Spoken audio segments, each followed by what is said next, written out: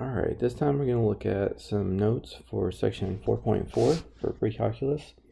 And pre-calculus section 4.4 is about trig functions still, but now for any angle. So maybe not necessarily something on the unit circle. Alright, so one type of question we're going to see is if we're given a point on a terminal side of an angle, and that angle's in standard position. So let's review what it means to be in standard position. Standard position means that half of your angle is on the positive x-axis, and then the terminal side with the other side, just depending on how much your angle turns. Alright, from that we should be able to determine this exact value of all 6 trig functions.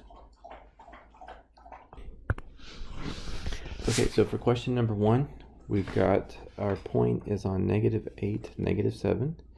So imagine plotting the point -8, -7. And this point is on the terminal side. So this angle is opening up so that the other side of my angle goes through that point. Okay, so the first thing you need to recognize is that right now we don't have a triangle, and trigonometry is the study of triangles.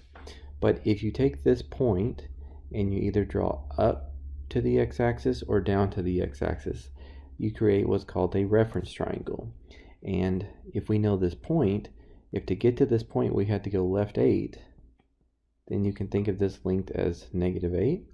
And if you had to go down 7, you can think of this length as -7. So there's our triangle, our right triangle, and we even know 2 of 3 sides for our right triangle. Alright, so at some point we'll probably need to know the third side. So we've got Pythagorean Theorem for that.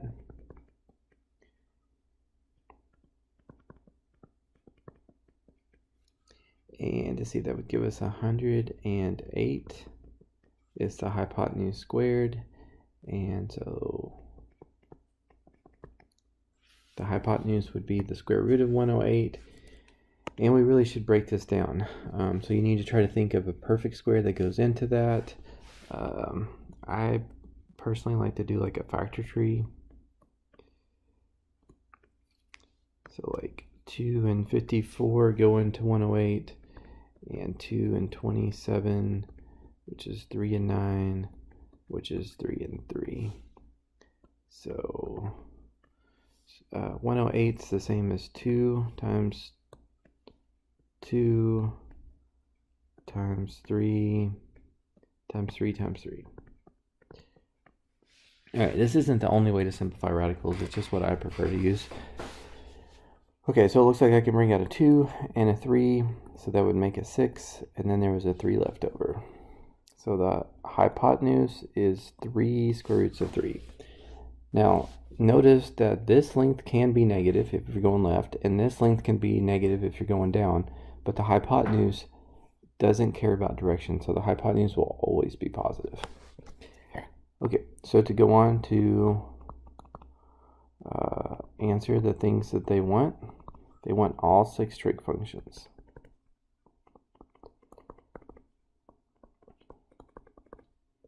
So all of those relationships we've learned in the first unit are going to carry over here. So the angle that you should be looking at, okay, so this whole angle is the angle they're talking about. But then we can look at this little angle here by the origin when we're kind of focused in on just the right triangle. So its opposite over its hypotenuse would be -7 over 6 square root of 3. And cosecant is the reciprocal of that. See, cosine would be adjacent over hypotenuse. And to see, that one reduces could divide this by 4, and this by, or 2, and this by 2. Okay, and then secant is the reciprocal of cosine still, so that part's easy. And then tangent's opposite over adjacent, but we should reduce there. Negative over a negative is a positive, and then reciprocal. So of course the only other thing that we need to do is we have to rationalize our denominators. So sometimes I would give you your points still, or at least most of your points when I saw you doing this, but you've got to rationalize your denominator by now. It's just too important. So if I multiply the top of this one by the square root of 3, and then the bottom by the square root of 3, this would be 6 times 3, which would be 18. Okay, and then this one needs to be rationalized. So multiply the top by the square root of 3, and the bottom by the square root of 3, and then the fraction reduces. 6 over 4, or 4 over 6 is the same thing as 2 over 3. Okay, so if you view this question as a whole, it's really only the first couple steps there that look a little bit different than what we've already done. So we've already talked about these reciprocals. We've already talked about SOHCAHTOA to set up the first sine, cosine, and tangent. We've been having to use Pythagorean Theorem. We've had to reduce our radicals. Really, it was just a matter of our picture here, setting up this picture and getting a visual of the right triangle. So that highlighted there in yellow is really the only thing different than we haven't done in the past. Okay, so if you would pause the video here and try question 2 and see how you do, or see where you get stuck, and then unpause it and I will go over it with you. Okay, so after plotting the point, and then there's your angle, you should have drawn this up to the x-axis to make your reference triangle. And here's what's called a reference angle we'll be looking at. And if to get to this point you're going right 4, you can think of this length as 4. And if to get to that point you're going down 6, think of this length as negative 6. And hypotenuse would be leg squared plus leg squared is hypotenuse squared. So the hypotenuse is the square root of 52, which I believe 52 breaks down. Yeah, it looks like the square root of 52 is the same thing as 2 square roots of 13. So your answers won't be simplified unless you break down that radical. So you've got to do that piece too. So this is 2 square roots of 13. So remember, hypotenuse has to be positive. X can be negative if it's going to the left. Y can be negative if it's going down. But hypotenuse has to be positive. Okay, and now that we've got our triangle in front of us, we are ready for our SOHCAHTOA ratios and to use our reciprocal identities. Alright, so I've got opposite over hypotenuse, I've got adjacent over hypotenuse, and I've got opposite over adjacent. Okay, so let's go ahead and, well, we could reduce a little bit of this. 6 over 2 is 3. 4 over 2 is 2. And 6 over 4 reduces to 3 over 2. Okay, then I could do reciprocals.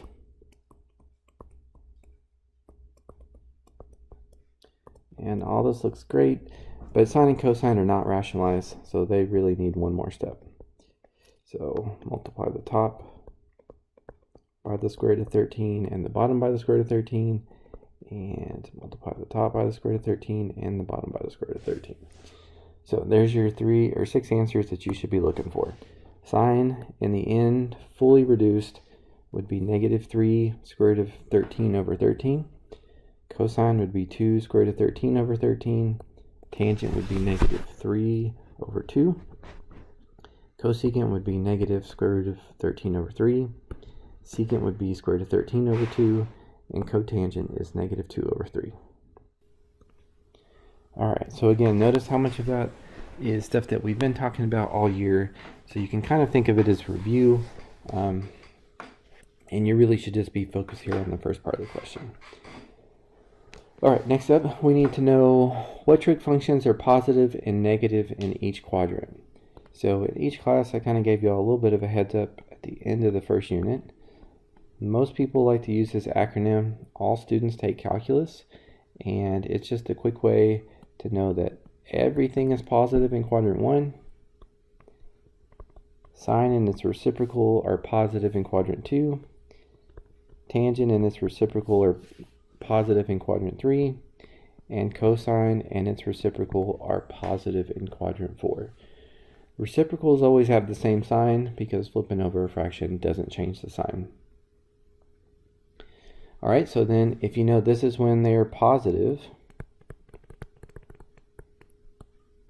it also tells you when each of them are negative. So for example, if the only two things are positive in quadrant 4 are cosine and secant, then that means the negative ones would be all the others. Sine, cosecant, tangent, cotangent. But we don't usually write those out because if we know the positive ones, we know the negative ones. Okay, so how you can indirectly use this, even on questions that it doesn't force you to think about it, let's apply that to these first two questions that we did up here. Since this angle was in quadrant 3, the only answers I should have positive are tangent and cotangent. So if we look at all 6 of these answers, the only answers that were supposed to be positive were tangent and cotangent. And that looks to be true. So if I had made a mistake, I may have been able to catch it with just that 5 seconds of thinking about. So if I did the same thing for this one, this angle was in quadrant 4. And in quadrant 4, only cosine and its reciprocal are supposed to be positive. So notice my cosine's positive, its reciprocal is positive, and the rest are negative. Now, of course, that doesn't guarantee that everything I did is correct, but if that wasn't true, then it would guarantee that something was wrong. Okay, so kind of a review. You do need to be able to graph linear lines here. So just a few questions that you're going to see in your practice require you to remember how to do that. So what I would say is rewrite these so that you see them in y equals mx plus b. Okay, so m is the slope and b is the y-intercept. So where does it touch the y-axis? And then apply the slope. If the slope is -1, it means it's going down 1 to go right 1. Down 1 to go right 1. So there's a quick sketch of what y equals -x looks like. Okay, this one's also in y equals mx plus b. So if you would, go ahead and try that one first and then unpause the video. Okay, so this one also has a y-intercept of 0, and it looks like its slope is 1/3. So it's going up 1 to go right 3. So yours should look something like that. Alright, the next two are not set up in y equals mx plus b, but you probably want to put them in that format so that you can work on like the first two. So if I subtracted this 2x over, it's going to look like that. And then if I divided both sides by -1, it's going to look like that. So I did some algebraic manipulation, solved it for y. So now I can see what its y-intercept is, and I can see that its slope is 2. So up 2, right 1, up 2, right 1, etc. Okay, so again, please pause the video, try this one, and then compare and make corrections if you need to. Okay, so to put this one in y equals mx plus b, you would want to subtract 4x over, and then divide both sides by 3. So again, we've got a y-intercept of 0, and this time your slope is -4/3. So it's going down 4 to go right 3. Down 4 to go right 3. Okay, so your line should look something like that. So again, this is not really trigonometry, but there is a few questions that come up in the homework that require you to remember how to do that. So, all right, and then the last of our practice is all focused on reference triangles, reference angles, and then determining the sides of reference angles. All right, so I've already been saying reference triangles a few times in these notes. If we go up here, anytime you take a point on a coterminal side of a angle and you either draw it up to the x-axis, it created a reference triangle, or you could draw it down. And then here we saw drawing up again, also reference triangle. So let's maybe sketch, let's say that the terminal side was in the first quadrant, second quadrant, third quadrant, or the fourth quadrant. So all four possibilities. So again, you just have to take the point on the terminal side, draw to the x-axis, and you have a reference triangle. Draw to the x-axis, reference triangle. Towards the x-axis, towards the x-axis. Never towards the y-axis. So all of those are the reference triangles. Okay, the reference angle is the positive acute angle next to the origin inside of a reference triangle. So this would be its reference angle. This angle here next to the origin is its reference triangle, or reference angle. This is its reference angle, and this is this reference angle.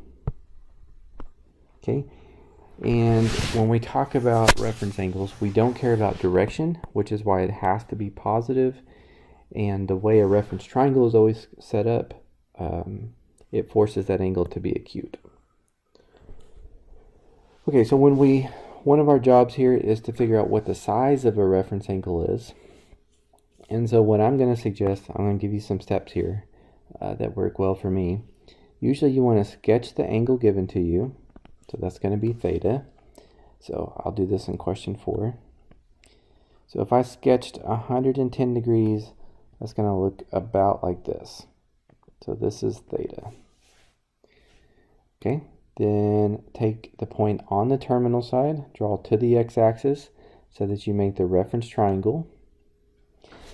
And then this little angle in here is the reference angle, and we call it theta prime. So the original angle was theta, and this one is theta prime. So now, if I know that this was 110 degrees, I think I've got enough information here that I can tell you how big the reference angle is. Now, there's not like one process that works for all questions. You just kind of need to look at your picture, look at the information you have, and figure it out from there. So like I see that this would be 180 degrees, and so my reference angle is all of it except for 110. So if I subtract those, that's how big this piece would have to be. That's how big the reference angle has to be. Okay, so let's try that again. Negative 285. So negative 285 would look like this. Now your picture doesn't have to be great, but you've got to get it in the right quadrant. If you think it's in a different quadrant, then you're not going to be looking at the right reference angle. So draw down, here's the reference triangle, here's the reference angle. And so if I know all of this is turning negative 285 degrees, you could say, well, all the way around is 360. And so if that was 285 degrees of a turn, then this last little bit, this last little turn, which also is the reference angle, would have to be, what, 75 degrees?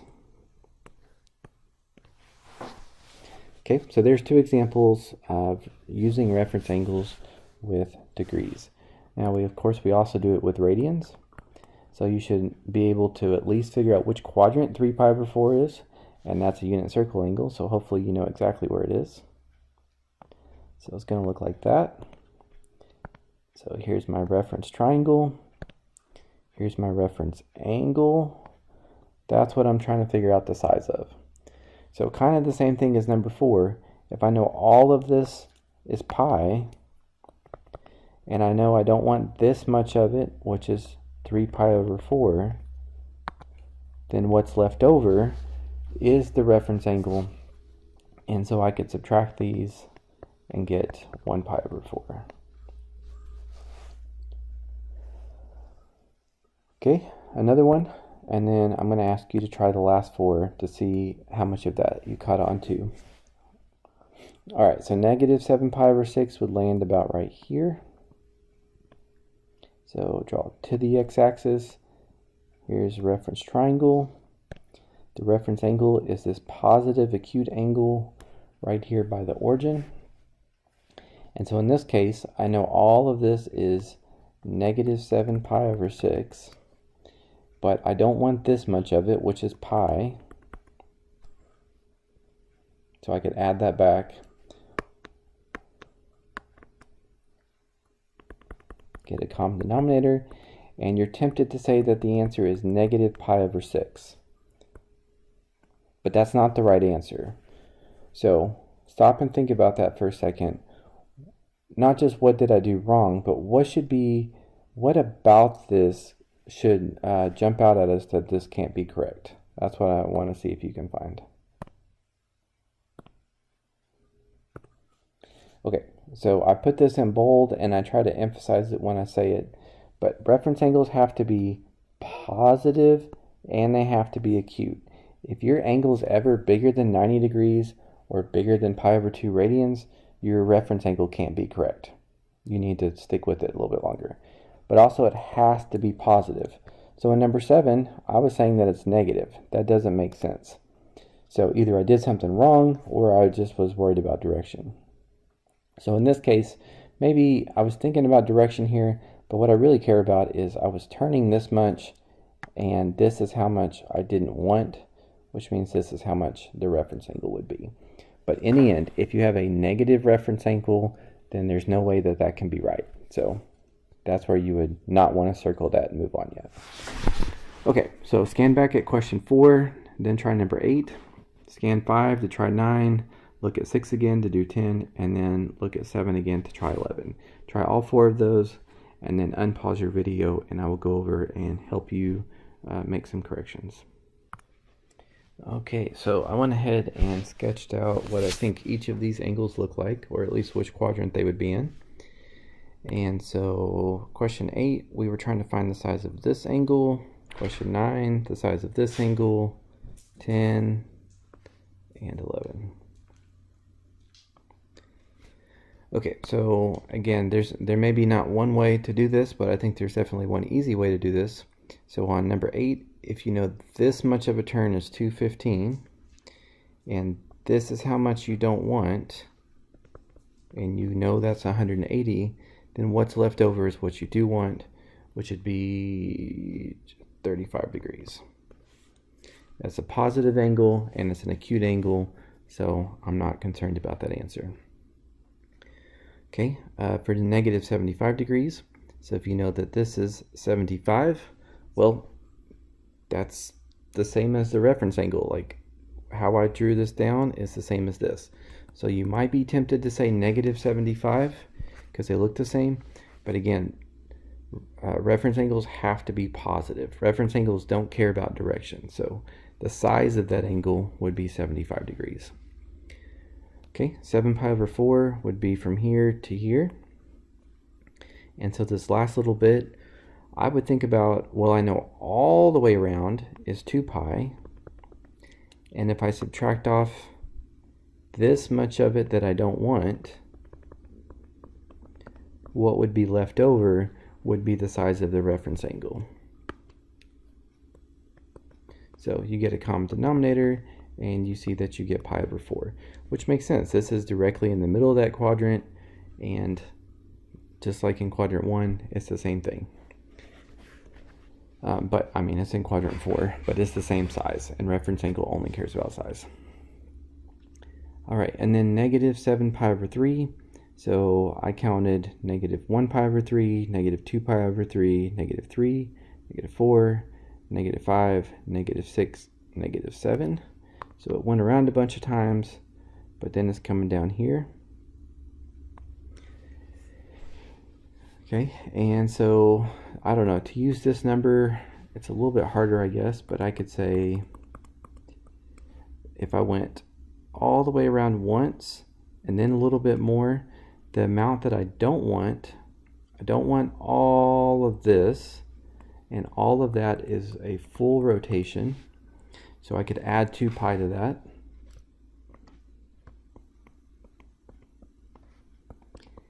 And so the arithmetic would tell me that that's negative pi over 3. But again, that's keeping up with direction. Reference angles must be positive. So take the absolute value of that. All right, so this is what section 4.4 is going to look like. We've got these questions, questions 1 and 2, we can see that they start off a little bit different, but then they finish off with stuff we've been practicing. We've got the acronym, all students take calculus, to help us know when trig functions are supposed to be positive and negative. We reviewed graphing linear equations, and we looked at what a reference triangle is, what its reference angle is, and we looked at a few examples on how to figure out how big a reference angle is. All right, so that's going to conclude this video, and good luck.